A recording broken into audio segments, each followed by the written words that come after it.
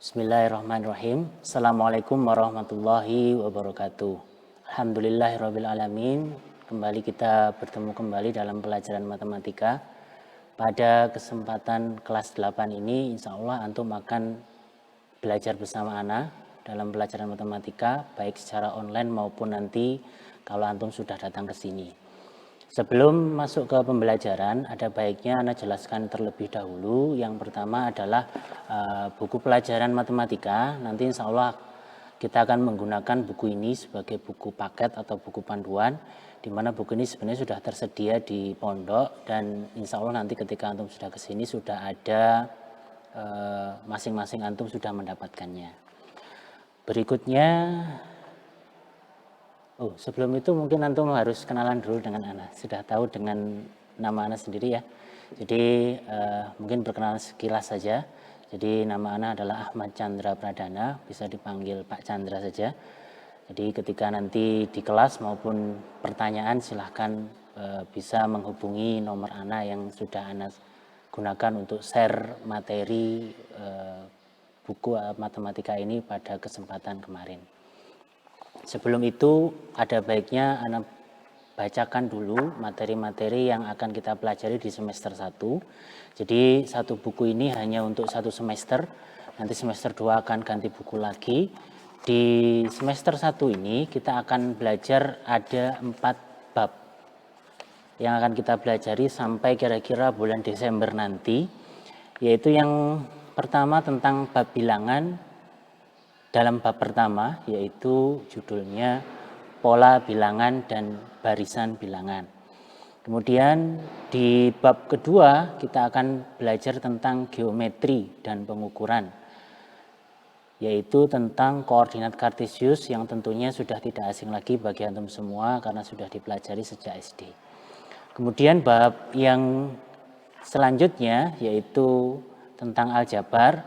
Ini ada beberapa bab, yaitu tentang relasi dan fungsi, kemudian persamaan garis lurus, dan sistem persamaan linier dua variabel. Yang tentunya materi kelas 8 ini mempersyaratkan antum sudah memahami baik materi matematika di kelas 7 maupun materi matematika di SD yang sudah antum pelajari. Apabila ada pertanyaan ataupun kesulitan, tidak masalah ketika nanti antum tanyakan langsung kepada Ana. Ketika antum belum paham istilah atau mungkin belum paham terkait dengan apa yang Ana sampaikan. Karena mulai dari bab pertama nanti kita akan ada hubungannya dengan kelas 7 yang kemarin, baik itu tentang himpunan maupun tentang bilangan bulat, bilangan asli, dan sebagainya. Baiklah, mempersingkat waktu, kita masuk ke bab yang pertama. Ya, untuk bab yang pertama ini kita akan membahas bab 1 yaitu pola bilangan. Apa itu pola bilangan? Pola bilangan sebenarnya terbentuk atau tersusun dari susunan benda-benda yang teratur dan dapat membentuk pola. Pola mirip seperti gambar yang beraturan, seperti mungkin batik ini, kemudian kain-kain biasanya memiliki pola tertentu. Kita akan membahas itu dalam matematika, kita kaitkan dengan bilangan tentunya. Jadi contoh pola bilangan, yang pertama misalkan Ana punya gambar seperti ini, noktah atau titik yang membentuk segitiga. Jadi ini yang pertama, saya kasih garis begini mungkin biar jelas. Jadi yang pertama ini, yang kedua ini, yang ketiga ini. Kalau kita menyebut bahwa ini urutan ke-1. Jadi yang paling sini adalah urutan 1, ini urutan kedua, urutan ketiga. Urutan mulai dari awal sampai nanti yang terakhir itu kita istilah dalam matematika disebut dengan suku. Jadi ini adalah suku ke-1, suku ke-2, dan suku ke-3. Sehingga kalau kita menyebutkan suku, maka berarti dia urutan ke. Berarti kalau suku kelima, dia adalah urutan pola yang kelima. Kemudian selain itu, di pola nanti kita akan berbicara tentang banyaknya. Jadi misalkan ini ibarat bola atau noktah. Yang pertama ini banyaknya ada 3. Kemudian suku yang kedua ini banyaknya adalah 6. Kemudian suku yang ketiga atau urutan yang ketiga ini banyaknya adalah 10. Kita hitung maksudnya 1, 2, 3 begitu. 1, 2, 3, 4, 5, 6 begitu. Dan ini kalau kita hitung ada 10. Selain dari suku tadi, ada yang perlu kita pelajari yaitu tentang aturan. Jadi pola ini memiliki aturan atau teratur di sini aturannya tertentu, tidak berubah-ubah. Pada contoh ini misalkan dari suku yang pertama ke suku yang kedua, maka kita bisa mendapatkan suku yang kedua ini dengan cara dijumlahkan ke 3. 3 ditambah 3 sama dengan 6. Suku yang kedua ke suku yang ketiga, ini kita peroleh dari penjumlahan suku kedua dengan 4. Kira-kira kalau di sini ada suku yang keempat, maka bagaimana caranya? Kalau ini ada 3, 4, berarti selanjutnya berapa?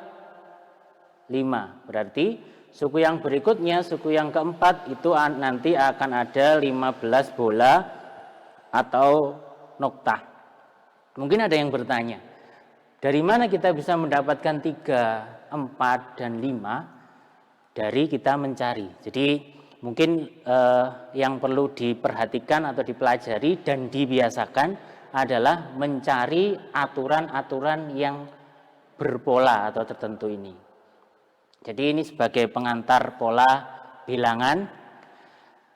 Kita lanjutkan ke jenis-jenis pola bilangan.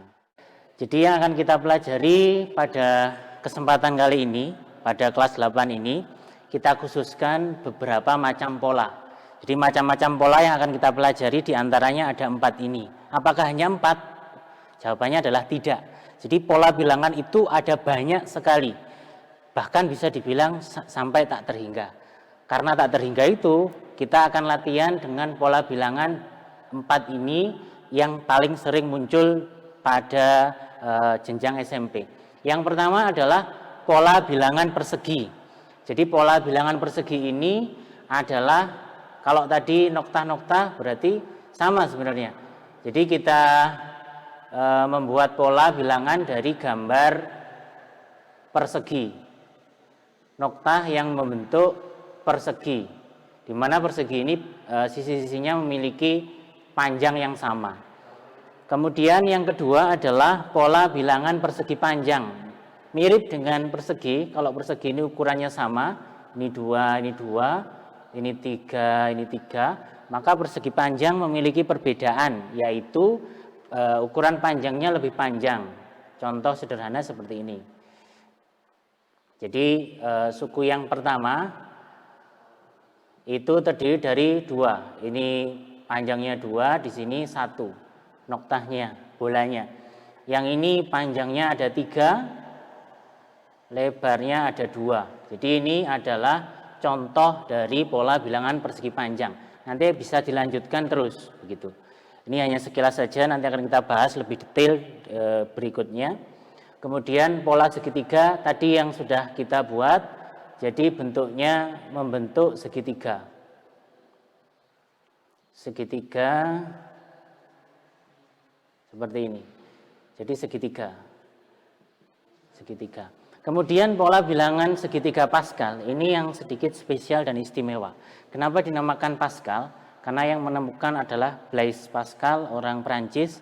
Dan ini banyak manfaatnya, banyak keistimewaan di matematika.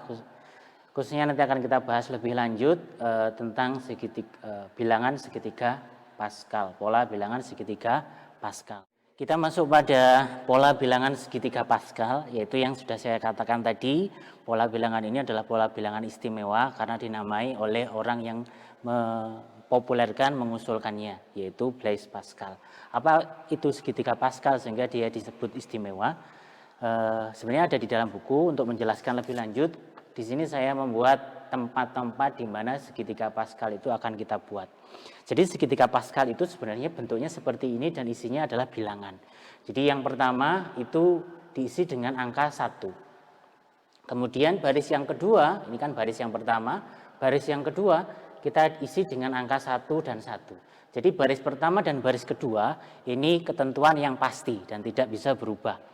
Artinya seperti itu. Kemudian baris yang ketiga ini bisa kita cari. Jadi di pinggir, bagian paling pinggir dari segitiga itu selalu terisi oleh bilangan 1. Ini saya dahulukan.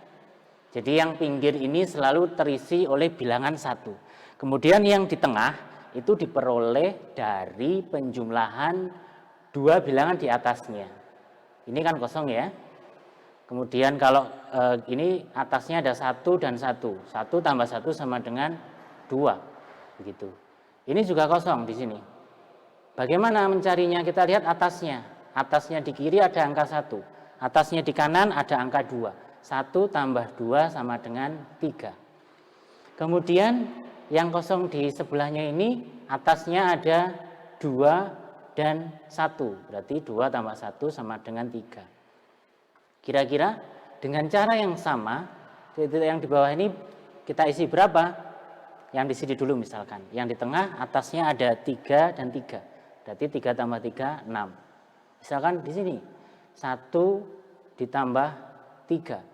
4, 3 ditambah 1 ada 4. Kenapa segitiga Pascal ini ada segitiga istimewa? Kegunaannya antara lain ada beberapa. Yang pertama adalah menentukan koefisien dari penjabaran perpangkatan 2 suku aljabar.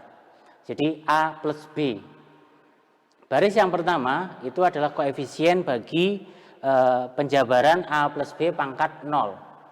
Baris yang kedua A plus B pangkat 1, baris yang ketiga A plus B pangkat 2. Mungkin dulu di kelas 7 antum sudah pernah menghitung ini. Pangkat 2, bagaimana cara menghitungnya? Yaitu dengan cara mengalihkan A plus B dikali titik ya, A plus B. Bagaimana cara mengalihkannya? Tentu antum masih ingat, yaitu A kali A pangkat 2, A kali B, A, B, titik ini perkalian A kali B, positif dikali positif, sama dengan positif. Berikutnya B kali A, BA boleh atau AB sama saja. BA, AB itu sama, positif kali positif tentu juga positif. Kemudian B kali B, yaitu B pangkat 2 positif kali positif positif. Ini bisa kita sederhanakan lagi karena ada suku yang sama, yaitu AB dengan AB. Ini bisa kita jumlahkan karena sukunya sama jenisnya atau sejenis. Ini A pangkat 2, AB tambah AB, 2 AB ditambah B pangkat 2. Mana yang disebut dengan koefisien? Koefisien adalah di depannya variabel. Ini koefisiennya tidak kelihatan, kita anggap atau sebenarnya ada yaitu 1. Ini koefisiennya berapa? 2. Ini koefisiennya 1. Kita lihat. Ini tadi A plus B pangkat 2. Berarti kan ini. Di baris yang ketiga segitiga Pascal ada angka 1, 2, 1. Ini adalah koefisien yang bawah tadi. 1, 2, 1. Jadi selalu seperti itu. Makanya itu disebut salah satu keistimewaan segitiga Pascal, di mana bilangan ini mewakili koefisien dari penjabaran perpangkatan suku 2. Sehingga kalau antum diminta mencari AB pangkat 3, AB pangkat 4, tentunya bisa lebih mudah koefisiennya dengan segitiga Pascal. Berikutnya, keistimewaan segitiga Pascal kegunaannya yang ketiga adalah menentukan banyaknya himpunan bagian dari himpunan yang anggotanya. Jadi yang himpunan anggotanya 0, himpunan apa? Himpunan kosong. Himpunan kosong memiliki satu himpunan bagian, yaitu dirinya sendiri. Kemudian himpunan yang anggotanya 1, maka dia memiliki 2 himpunan bagian. Jadi jumlahnya ini, jumlahnya 2 berarti himpunan yang anggotanya 1 memiliki 2 himpunan bagian, yaitu himpunan kosong dan himpunan itu sendiri. Himpunan yang anggotanya misalkan ini A, B. Ini contoh himpunan yang anggotanya ada 2. Himpunan bagiannya apa? Himpunan bagiannya, ini sedikit mengulang dari kelas 7 kemarin, himpunan bagian dari A, B yang anggotanya 2 apa? Kalau kita sebutkan himpunan kosong, himpunan yang isinya A, himpunan yang isinya B, dan himpunan yang isinya A dan B. Ada berapa himpunan bagiannya? 1, 2, 3, 4. Kalau kita hitung, ini tadi kan lurusnya ini, baris ketiga jumlahnya ada berapa? 1 tambah 2 tambah 1 ada 4. Sehingga untuk mencari banyaknya himpunan bagian dari himpunan yang anggotanya 0, 1, 2, 3, 4 dan seterusnya, kita bisa menggunakan jumlah dari baris segitiga Pascal yang bersesuaian. Jadi itu salah satu kegunaan segitiga Pascal yang istimewa, makanya antum perlu mempelajarinya dan harus bisa. Mungkin cukup itu untuk yang segitiga Pascal. Ya, alhamdulillah demikian tadi pelajaran matematika untuk pertemuan kali ini. Tentunya 20 menit masih belum cukup tentunya. Jadi tidak menutup kemungkinan ketika antum ada pertanyaan atau yang perlu didiskusikan, silahkan antum japri ke nomor WA Ana atau mungkin kita diskusikan ketika nanti sudah bertemu di sini. Harapannya yang sangat saya harapkan dari semua kelas yang saya ajar adalah antum mencatat apa yang kita pelajari bersama. Sehingga meskipun antum sudah paham ataupun belum paham, yang wajib antum lakukan adalah mencatat. Artinya apa? Ketika antum punya catatan, antum ada kesempatan untuk memahami di kesempatan lain. Tapi ketika antum tidak mencatat, maka antum akan lebih bingung lagi, lebih tidak paham lagi ketika antum hanya membaca buku paket yang ada. Mungkin itu saja untuk pertemuan kali ini. Ada kurang lebihnya, Ana mohon maaf. Terima kasih atas partisipasinya. Ana akhiri, Assalamualaikum warahmatullahi wabarakatuh.